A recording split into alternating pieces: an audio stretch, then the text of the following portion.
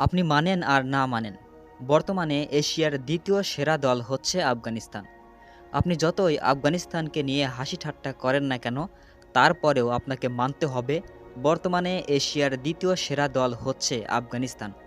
আফগানরা কিন্তু বারবার প্রমাণ দিয়ে আসতেছে তারা ক্রিকেটে ঠিক কতটা উন্নতি করে ফেলেছে। আপনাদের হয়তো গেল টি-20 বিশ্বকাপের কথা মনে আছে। তারা কিন্তু টি-20 বিশ্বকাপের সেমিফাইনাল খেলেছিল। শুধু তাই নয়, এবারের অনূর্ধ্ব-19 বিশ্বকাপেও নিউজিল্যান্ড, সাউথ আফ্রিকা, শ্রীলঙ্কার মতো দলকে পিছনে ফেলে সেমিফাইনালে উঠে এসেছে আফগানিস্তান। আফগানরা ক্রিকেটে দিন দিন ঠিক কতটা উন্নতি করতেছে সেটা আপনার কল্পনার বাইরে।